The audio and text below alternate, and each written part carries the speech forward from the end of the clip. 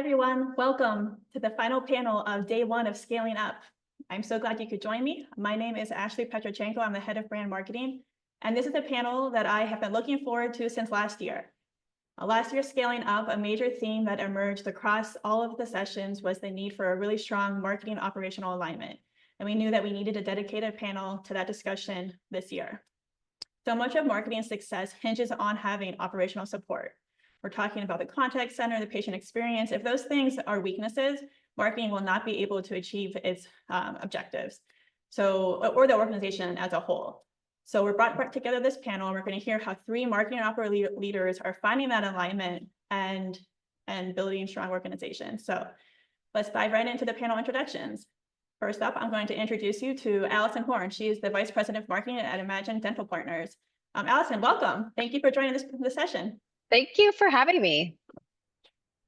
So about your role in Imagen Dental Partners. Yeah, I am the Vice President of Marketing at Imagen Dental. I have spent the last 26 years of my career in healthcare, and 17 of those in marketing. So the prior 8 years, it was spent in operations. So there's a nice little alignment and true appreciation for the topic that we're talking about today, operations and marketing alignment.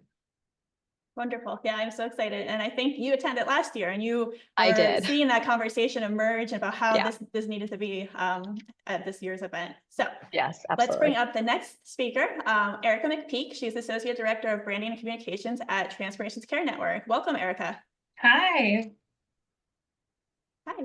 Share a little bit about your role in Transformations Care Network.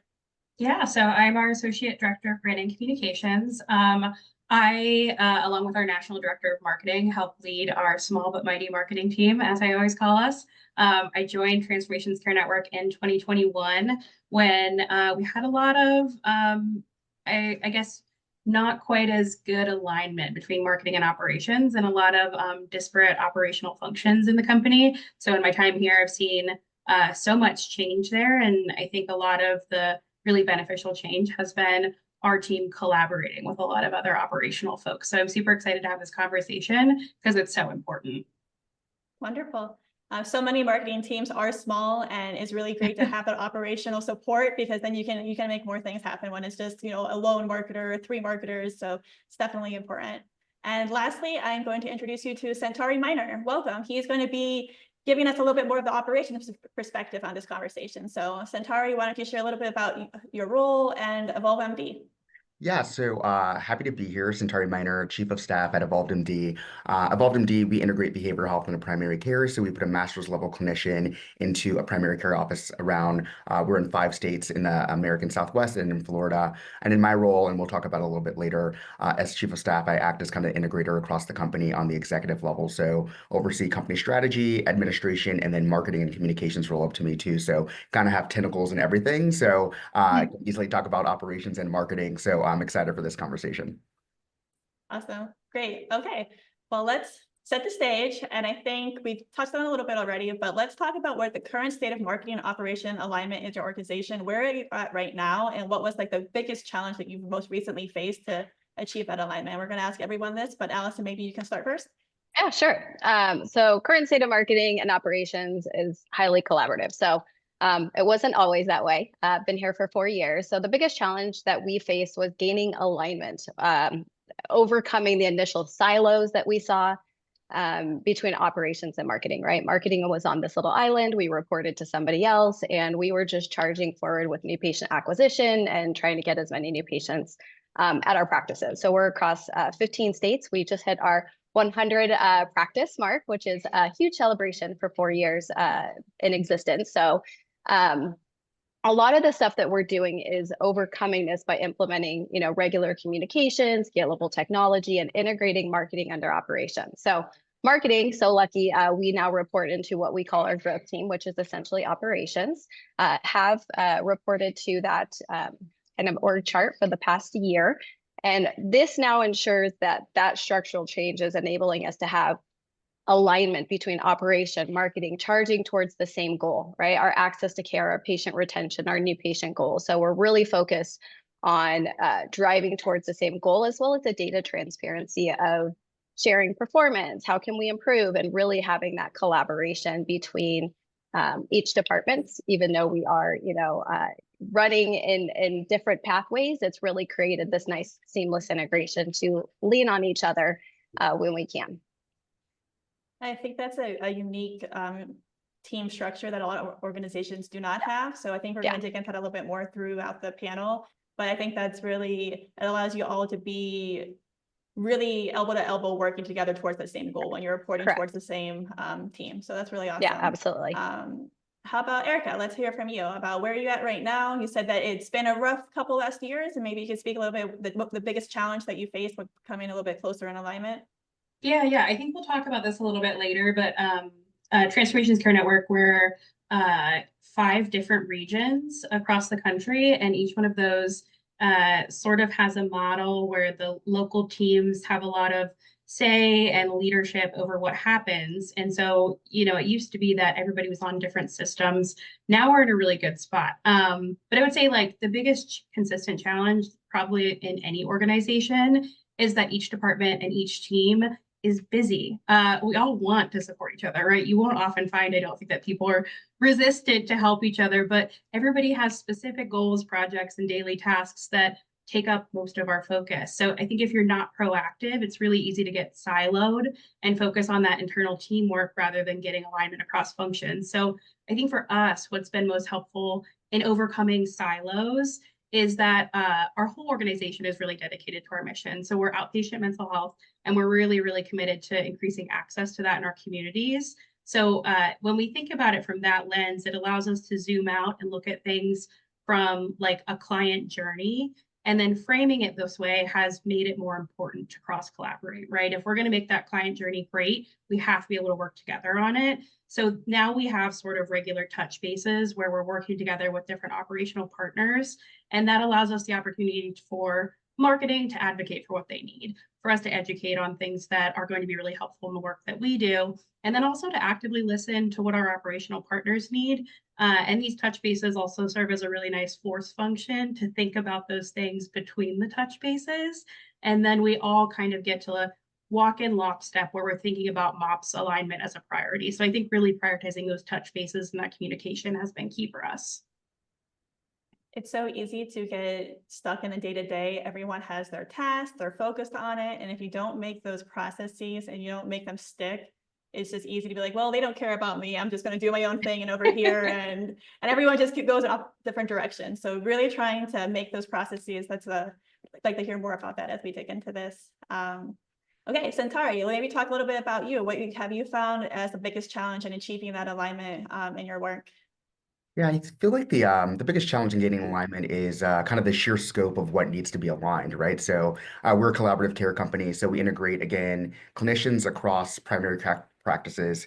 We have about 200 employees across 200 sites who are embedded in other offices, right? So our biggest challenge is kind of aligning all of that, bringing all those folks together, from patient acquisition to patient recruitment to the patient experience to also the recruitment of our clinicians and the training and just corporate communications. There's so many touch points that have to happen at the right time to ensure not just alignment, but buy-in, right? So how does everyone not only know that they have to work together, but are bought into the process of working together? And that's where our MarCom team has to be in lockstep and in constant contact and collaborations with operations, people operations, commercial operations, everyone all has to come together. And we've overcome it by really being thoughtful about how we meet, who are part of those meetings, and how's that integrated.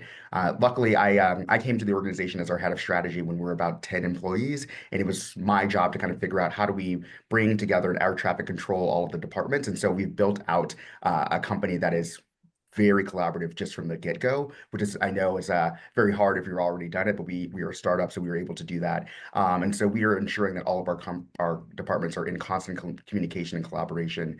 And also just that the meeting infrastructure, how we set agendas, how we talk to each other, how executives meet, it's always thinking through like, how are we going to work together? Not this is my silo, I have to do this. It's how are we going to come together for the greater good? It's not always easy, but I think we've done a fairly good job at it. That's awesome. It's no one wants to drag someone along. Like, you have to do this. Like, you have to make this work. Like, that is not the way to achieve alignment. You have to inspire, you have to build that trust, which kind of leads into our next question is about building that business case. So Sentari, let's continue this conversation a little bit. how are you like getting that buy-in? Like what kind of shared KPIs or outcomes are helping like you as an organization like feel inspired and like bought into like this is our mission and we're going to work together towards it? Shared KPIs is actually the right way to think about it. So we think about KPIs that are company-wide that impact our overall revenue. Unique to our business model, or maybe not too unique, but our providers, our mental health therapists, our BHMs, they're all revenue driving, right? Each of them are a piece of our revenue. So we have to think about how to optimize them from how do we quickly hire, how do we keep them, how do we make sure they provide a great patient experience to on the other end, how are we capturing that revenue? And so for us, a big piece is there are metrics on a weekly basis that we look at from both our marketing and operations teams. So think about patient volume, clinical hours, days to fill, retention metrics. All of those things are shared by both marketing and operations. And we each week come together and say, all right, we're too high on days to fill. Marketing, what can you do to drive campaigns to make sure that we're seeing more therapists that are coming through our door? Or hey, it seems like we're losing therapists. Is there something in the internal communications or marketing or how we're doing our employee experience that we can keep people more? So we are lucky that our KPIs are all shared across an executive team. So it's not that marketing has to do this or operations has to do this. It's we're both assigned to doing that, and you have your piece, I have my piece, and that's been amazing to say that I have to work with our VP of commercial operations, have to work with our VP of people and culture to come together and say, these are our numbers, these are our metrics, this is how you can impact that, that's how I can impact that, and our teams are going to work together. I think the big piece and the big takeaway is that we're working towards those shared KPIs. It's not just KPIs in a solo, it's everyone can impact this and how we're going to do that. So I love that you brought up shared KPIs because that's what we do at evolvedMD. How is that, Allison? Is that something that you as like a combined marketing ops functions, you guys work towards the same shared KPIs? Yeah, a lot of our goals are driven even down to the practice level. So practice levels, production. So Sentari talked about revenue, right? Similar things. We have dentists, we have hygienists that are clinical providers that are revenue producing individuals. And so not only giving it down to the level of what they're driving, average production per day, all that good stuff. All of our goals center around growing practices, right? That is why people partner, why dentists, high-tech technology dentists partner with Imagen, is to elevate their practice. So all of our support center staff, as well as our practice staff, are all driving towards one common theme, and that is growing and supporting practices. Now, does everybody have the capacity to grow? No, maybe not. Do we need to focus on retention? Do we need to focus on case acceptance, clear aligner therapy starts, all those good things, right, come into various KPIs by practice, but we all know that they're customizable and repeatable across the entity that needs it, really. So we look at things a little bit different. So I love the marketing ops alignment shared KPIs. That is what we will continue to strive towards of the big picture goal. So think of the apex, right? So you have one goal and then it just keeps bumping down to the front desk staff should know exactly how they're tying back to not only their practice as well as Imagen, right? So there is like a common thread there that we need to be able to show and highlight where practices or individuals impact the greater good of the organization. So I think when we talk about the trust aspect, the KPI, shared KPI, all of that comes together by showing the data, right? We talk about the KPIs, but at the end of the day, right, the transparency of data and where you move the needle has been really, really big for us. Coming together to set those KPIs, goal setting, and how we're actually going to achieve this. Is this something that marketing is going to lean heavier in, right? Like we don't have to support all 100 practices that we have. Maybe they have different focuses, but there is that cross collaboration, cross-functional interaction that we're going to partner with operations and have those, weekly meetings or monthly meetings, whatever it may be, and do it in a cross-functional manner that we're all running towards the same mission or goal to drive revenue into our organization. And when you're running towards that same goal and you can see how you each are impacting that goal, that builds that level of trust that is essential. 100%. Yeah.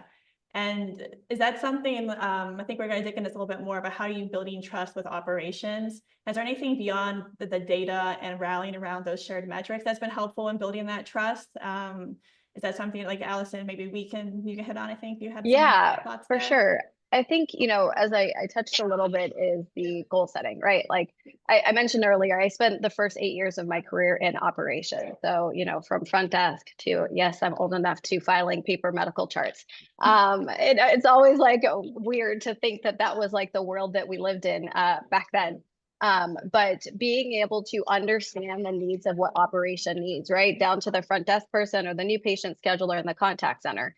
That has been important for like foundationally for me as a leader, and being able to speak that language on the operations side and not just saying we're running a marketing campaign, really understanding how it's going to impact and those discussions, and also meeting operations where they need to be met, right? So if operations needs a different level of data or support that historically we haven't had, it's getting our hands wet and like actually diving into the weeds and saying what is it that is going to move the needle, not only for our marketing campaigns, for our practices, right? So we talk about new patient acquisition or patient retention, but I can do all these things. This is like my big adage is like I can bring the horse to water, and if they don't drink, right? It's the same thing with leads and conversions that some other sessions talked about. At the end of the day, we can continue to drive stuff, but without operations alignment and understanding what's going on actually in the practice or taking care of those patients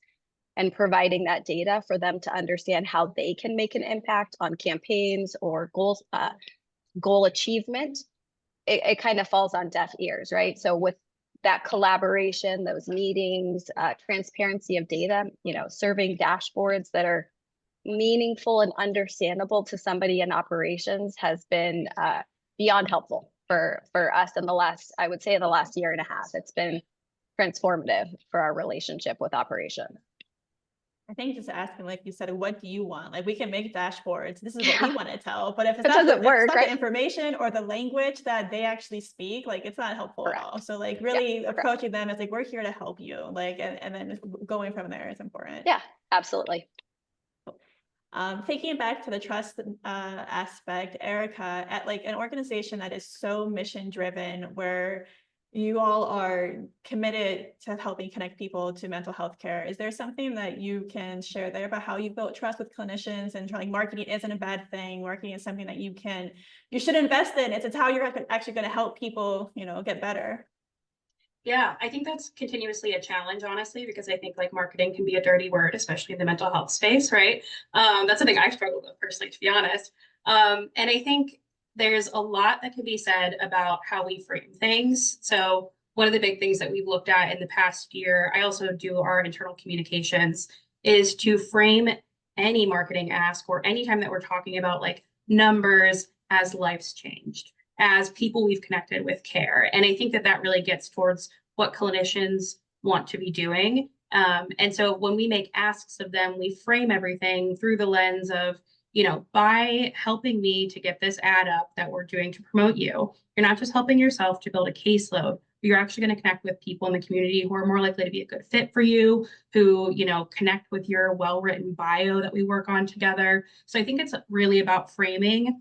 And then I also think there's something about taking a service orientation. So anytime that something's asked of us, whether it's our operational teams, our market leaders, individual clinicians, I think really trying to be consistent with them on timelines and getting feedback from them when we're producing things for them, it can help to build trust and sort of show, not tell, that we're really there to support them. And then it makes any asks that we have later a little bit easier, because we've kind of set that, like, we're committed to the mission and also we're committed to you and your needs and partnering with you. So I think that's really how we try to do it.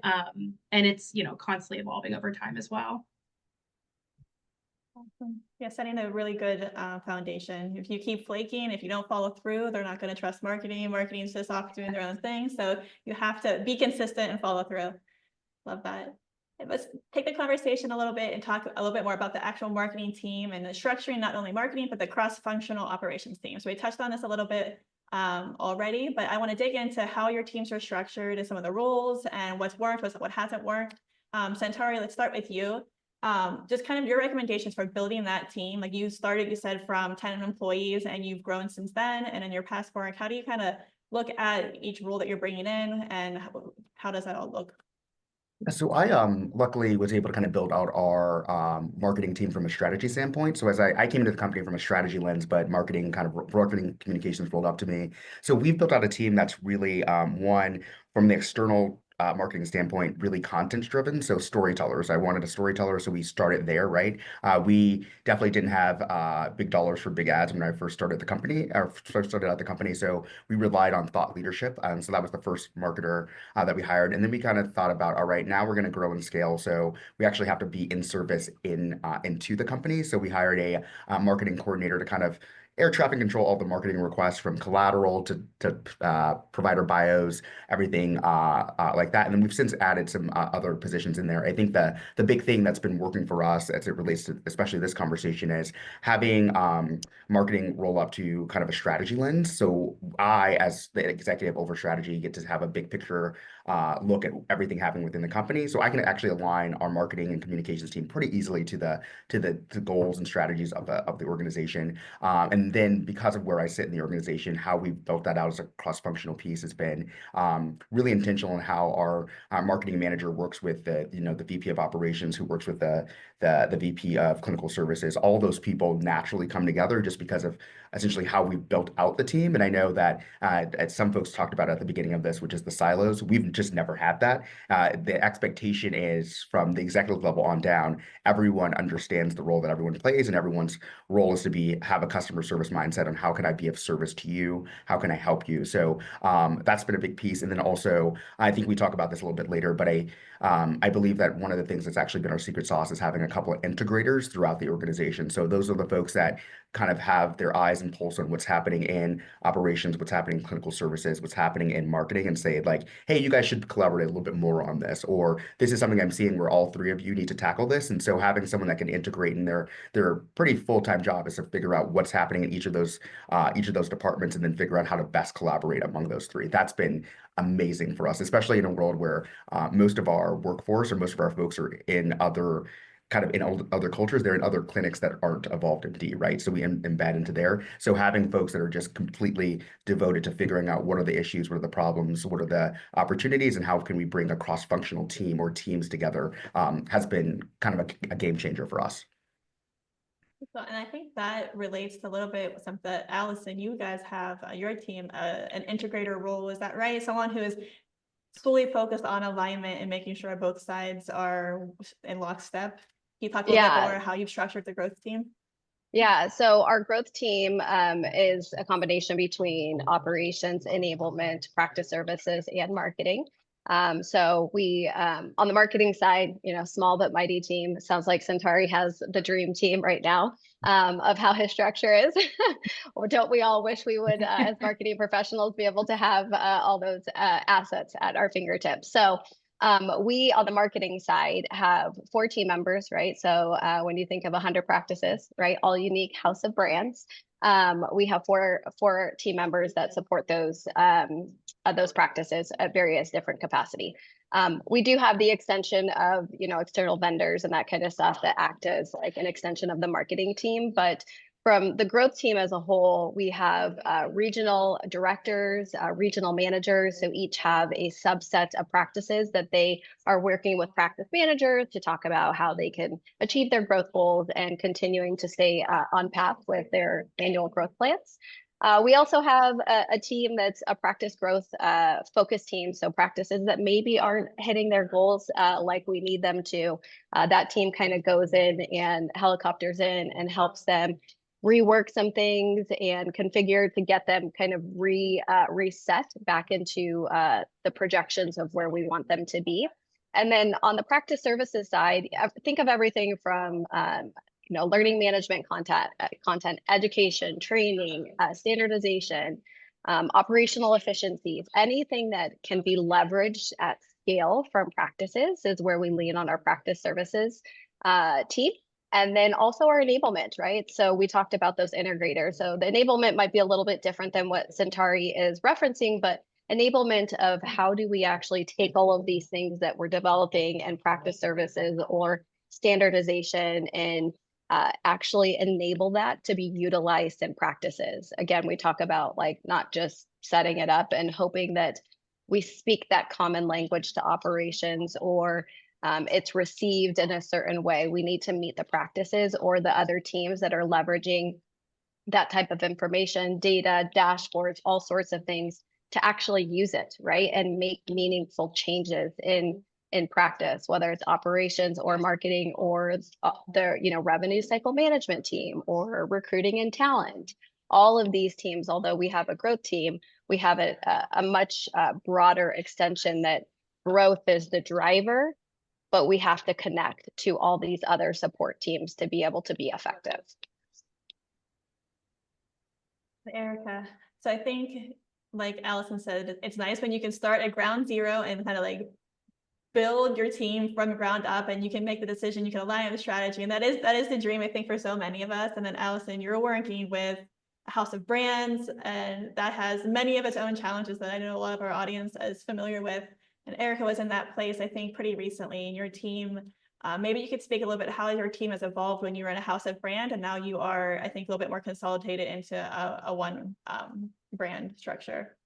Yeah, so we're still House of Brands, but the way that we were functioning before was that we had our 5 different regions all had different processes because, we had some M&A and then we had some de novo growth. And so when we were in that point, there were different EMRs that folks were working on. There were spreadsheets that people were using to capture incoming inquiries.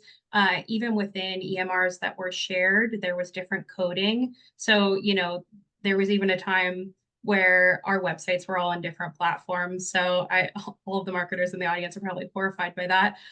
In fact, there was a time where there were form submissions on a website that we couldn't even access. So at this time, it was incredibly cumbersome to try and get at any sort of operational alignment between marketing and any of the regions because things were so disparate. So even the need for getting more clients in the door was recorded differently by different teams. And so it was hard to make any marketing decisions. How do we prioritize our efforts and our spend whenever it's hard to really compare apples to apples what the need is? And then it limited our ability to understand and impact marketing performance. So over the past probably like 2-ish years, it's been a really concerted effort to get everyone onto shared systems. So shared EMRs, shared MarTech, the same website structure, and it's been an ongoing process. I'd say there's probably still areas where teams are doing things a little bit differently, and that presents some challenge to us. But one of our values is continual improvement. So I think, on a weekly basis, even we're still improving all of these little pieces of how we collaborate. And it allows us to continue working together pretty well. The transition, I think, was hard for a lot of folks, but that sort of service orientation and collaborative effort that I was talking about earlier, I think helped us all to align that we're trying to work towards the same thing of making it so that clients can get into care in a way that suits them and makes all of our lives easier. And so I think the way that we really collaborated to get to this point is I always say that when marketing's doing well, it can sometimes be invisible. So I think it took some time to advocate and educate on why some of our processes and platforms had to be changed. Like I said at the start, everyone's busy. And so when you suggest a change and it's not really within that team's daily work, that change is going to have a positive impact, but it is going to be disruptive during the change. There's a lot of work that has to be done to advocate for why this is a better way to do things. So I think, developing pathways for collaboration and really working with folks to, again, actively listen to their concerns around these things and advocate for how they would impact client journey, impact clinicians, and building their schedules better has been super helpful. But again, it's something we're always still improving on and putting in more processes into place and then really looking at them to say, like, is this working for everyone? Are there places that we need to problem solve? So it's a continual effort, but we're in a much more aligned place than we were certainly when I started, but even at the beginning of last year. Back to what you were saying about listening to what people want, and I think digging into that from the tech perspective a little bit, bringing in, you said you had 2 different EMRs and you're trying to make this change happen. How do you, and it's a pain in the butt. Everyone, they know how to do their job super fast. They can get things done. They can clock off on time and it's great. So like, how do you actually like work through that kind of consolidation of the tech stack? Was that something that just the EMR, did it extend to other parts of the technology stack with online booking or any other capacity? Yeah, no, I think there's a lot of different places that came up, even the phone systems. So everybody was on different phone systems. We got everybody onto Nextiva. And I think it's a lot of working with local teams. Like I was saying in the beginning, we have these different regions that all have local leadership teams who are very on the ground, very integrated with their teams, whether it's intake or the front desk. And so working with those folks to really understand concerns and be able to provide proactive education and support, I think is something that the whole change management process has been really important. And leaning on local leadership for us, I think is really powerful because again, those people are going to the clinics on a pretty regular basis. They know these folks. They can work better with them than, me emailing them from Pennsylvania when they're in Washington State is really going to go. So I think partnering with folks who can be champions of the work we do, which goes back to having that service orientation at the start, because they know then that we're willing to work with them and can be advocates for us. So I think this is a good opportunity. Allison, you guys operate as a house of brand, but I know you said you're starting to lay the groundwork for a little bit of centralization in the future. Maybe where are you at right now, and like what is that groundwork look like? And then Erica, maybe you can kind of say like, what is your top tip that like really like this is really helpful and something that you can share with Allison? Yeah, so we'll stay a house of brands for all of our practices. It's really important for the brand presence, integrity, local community, and really, we don't want it to feel corporate. We don't, we're there as a partner for these practices. So certainly there's consolidation that is appropriate where we see fit, right? So Erica's so lucky that she has a consolidated EHR or practice management system.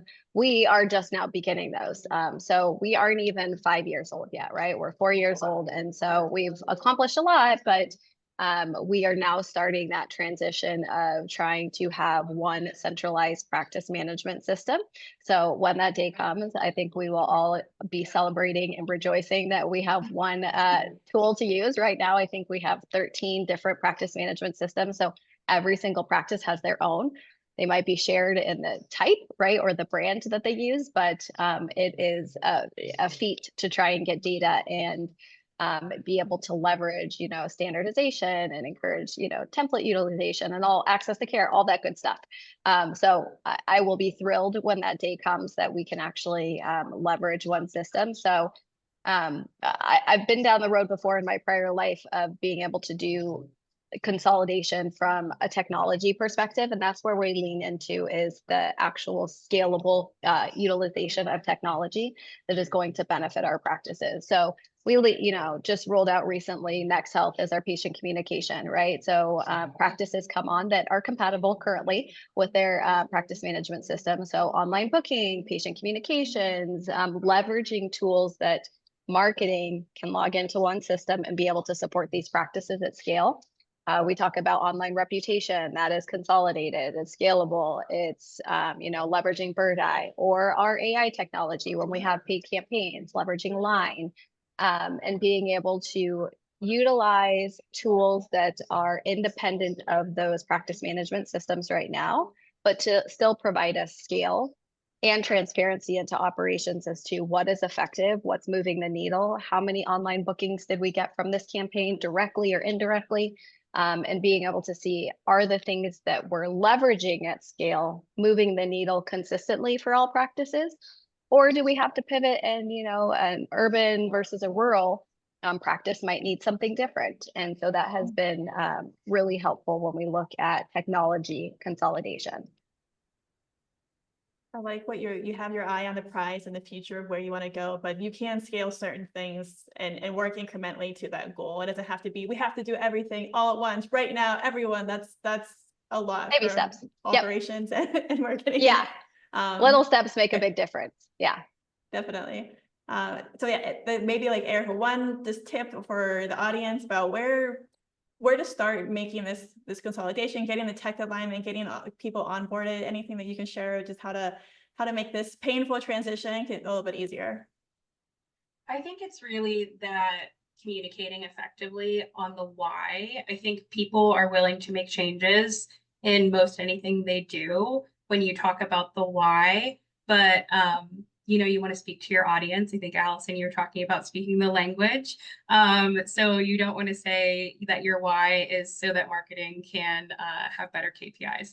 The why is, what is it going to do to change what's happening with them? And so I think that the other piece is when you're selecting things that are going to change operational functions, is finding things that are going to be least disruptive for the most benefit. You don't want to jump into something huge immediately that you're not going to be able to leverage that well. I think that came up in one of the discussions earlier today as well. So something that's going to have incremental benefits for the audience who's going to be most impacted by it, and communicating that to them. I think that's my biggest tip. Focus on the why. Love it. Okay, then we're going to take the conversation to the next main topic we're going to explore is kind of working with operations to improve the patient experience and retention.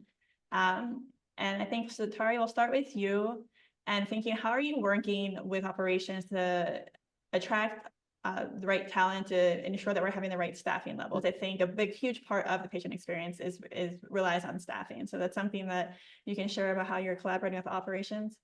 Yeah, so one of the things I'm actually most proud of is how our marketing team has led recruitment branding. So again, for us to be successful, we have to have the right clinicians who are really bought into the model and also bought into a unique model. So collaborative care is something that many therapists do not get in their grad school. So it's one, informing them of a new model, getting the buy-in there, but also keeping them in that model. So our team works in lockstep with the operations team to understand the revenue impact and everything there, but also the people and culture team. They meet weekly to see, where do we need a campaign, or where do we need more messaging to get more people in the pipeline to hire. And then also, as we look at as we're growing and scaling across even health systems, wow, we need 2 more therapists at Honor Health. All right, thank you, operations, for giving us that information. Now we have to work with Honor Health to figure out, is that feasible? And then how do we market internally for that? So there's a lot of really good collaboration that happens across there. I wanted to also offer, because I saw it in the chat, someone asked a piece about like, how do you best communicate all across those teams? So I think if there's one thing you've taken away, is that our teams are always talking to each other and always trying to figure out how do we get the desired outcome to the next level. So a thing that I will offer is that we do really intentional standing meetings across teams with a really intentional agenda that I can share in the back end. And so someone's asked, how do you communicate across those teams? It's having really thoughtful ways that you structure meetings and how you get information from each other. And I think another call out would be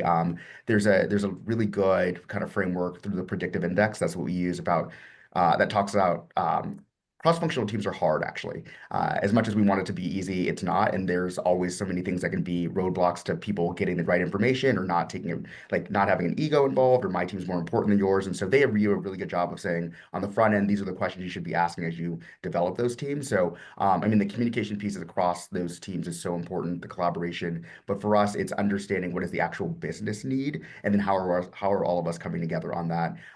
We've developed some really great campaigns on how does evolvedMD become the best place to work if you're a therapist or counselor? We've done a really good job of using personal stories that involves our clinicians, stories that talk about how their previous kind of environments or roles, they didn't know that they could have a job like this until they came here. And we talk about that constantly internally. We talk about that constantly to the market. We've won some awards on it, and it's just having the buy-in, the trust, and the interest of even someone like Erica was talking about. Typically, clinical services is like, I don't want to talk about my story. I'm not a marketer. But we say you can get more people to understand. For us, get more therapists to understand that this is a great place to work. Wouldn't you want them to have the experience that you have? And then, by the way, because of the great experience that you guys have, our patients feel that, and we have these clinical hours, and we have these patient acquisition stories that our clients or patients are saying, wow, I didn't know therapy could be like this. And that's definitely because we found the right therapist for them. And that all comes back to the marketing campaigns that we put together to find and attract those people. when you go to the clinical staff and you're asking them to make those interviews, to make those videos, like Erica said, focusing on the why, like, why am I doing this? This is awkward. I don't want to do this. Like, you have to show, it all comes down to communication. I think the central theme to marketing operations does hinge on communications. It's like Erica said, setting up those consistent checkpoints, having the Sentari, are you using like Slack channels, or are you on Zoom, or you're just constantly having like communication with teams? Like, you have to have these defined pathways that are consistently happening to bring that alignment together. Let's jump to Allison now and talk a little bit about patient retention. So we're talking about, you have to have the right staff levels, you have to have the great experience. If you don't have that, the retention is going to suffer. Can you share a little bit more about the work that you're doing to build that program to improve retention? Yeah, so my favorite topic. So when I started, we didn't do much of patient retention. We went straight, hit the ground running. It was, a tiny office, right? They wanted to grow. So we leaned it on that. And over the past, I would say, year and a half, we've really kind of changed our focus, and foundationally have found that retention, without retention, you could give the back door to the front door analogy, whatever you want, right? But if you don't have that back door locked and preventing leakage in your practice or your organization, and you're still funneling people through the front door, it's just, they're walking straight out, right? So you're never going to grow in your patient base and year over year, right? You might be paying a lot of money to drive patients into the practice, but not actually keeping them satisfied. A good patient experience, like Erica talked about.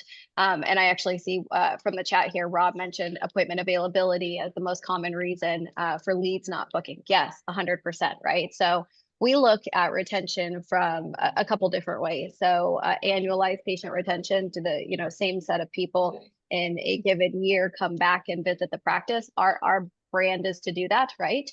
Is to keep them engaged and coming back, not just operate them and have them, move on or whatever it may be. This is, consistent education and communication with these patients and practices. So we focus on retaining those patients. How do we engage them? How do we get them to accept treatment that's been diagnosed? How do we build that loyalty and trust within the practice? A lot of patient retention and new patient acquisition, I think, is the most underutilized, is access to care. If we are not looking at the access to care, capacity utilization of each provider, each practice, it kind of falls on deaf ears. You can do all the marketing or operational things that you want to do to try and retain the patients, but if you don't actually have the capacity to take on what you're already taking care of, one, you can never grow, but how are you going to retain, right? So we have, the very nerdy side of me of the data aspect is, how many hours do you need to take care of the existing patients that you have? We know that there's going to be natural attrition, right? People move away, people have different insurance. So we account for natural attrition already, but how do we maintain our practices at a certain threshold that we want to keep our practices at to be healthy and consistent revenue driving into the organization? And then how do we build upon that? So we talk, Sentari talks about recruitment and getting new clinicians and providers, right? Same thing on the dental side is we have the active patient base, but then we need, maybe we need more hygienists, right? Those are still providers. They're the ones that are seeing actually patients more than the dentist, right? So how do we actually grow within our physical space, our schedule utilization? So maybe we have to get creative because physically they don't have the ability to grow. So we look at a bunch of data to make some really informed decisions that support operationally what we need to do, but also patient experience and keeping those patients engaged and coming back, and then layer on the marketing side. Marketing is unique at Imagen that we do sit under that growth team. So we are very much like an operational marketing hybrid, right? Without that operational understanding of each individual practice, it falls on deaf ears when we're turning on any type of marketing, whether it's paid, organic, or just assessing their practice, right? So we need to understand the opportunities to achieve patient retention targets and then subsequently new patient targets, right? Because that's the end game, right? For us is to continue to grow these practices that so desperately want to continue to grow their already successful practices. And I think we are close to time. So I think, Erica, I'm going to ask you the final question, thinking about change management, and you're working with operations, and how are you, the patient experience during change management it can suffer when we're bringing on new tech, when we're trying to manage those capacity issues that Allison was speaking to. How are you in your role as a communicator ensuring that that patient experience is not is suffering through those kind of changes? Yeah, I think it's constantly having a lens towards patient experience, because again, if we go back to the why, that's why we're all doing what we're doing. So I have a good example. We turned on call tracking when we implemented Invoca, and in discussions there, we turned on call recording. So at this time in our Pennsylvania region, we were actually consolidating a house of brands. I think it was 5 brands that we were bringing down to 1, and it was a lot of change that was happening, and a lot of like folks who weren't quite on the same page operationally. So we turned on that call recording. We were able to give insight to our intake team about the client experience when they were calling in the mental health field. When someone's calling in, they're doing something incredibly vulnerable. They're reaching out for help. They might be going through a really rough time, whether it's, ranging from normal life transitions that we all go to through a really, really hard, debilitating depression. And so that was able to give, in the midst of all these operational changes, a lens towards intake, being able to look at how are people being treated when they're on their phone? How empathetic are we? Are we giving the correct information with all of the changes that we're having with our website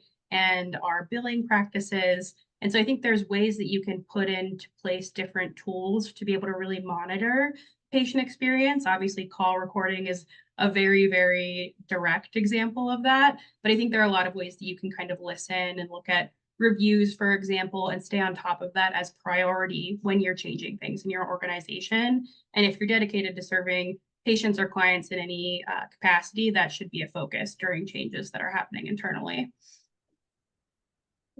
Well, unfortunately, I'm looking at the Q&A, and there were a ton of questions. Sentari, thank you for jumping in and answering them. I apologize that we did not get all of the questions here, but we are definitely going to be sending out some follow-up information, and I'd love to see those resources, Sentari, you have. And this has been a great conversation, went by too fast. I think we could all talk about marketing operations for hours. So thank you guys so much for joining us. I really appreciate your time. And this has been a great conclusion to day 1 of Scaling Up. And we'll see you guys tomorrow. Thanks. Bye. Thank folks. you.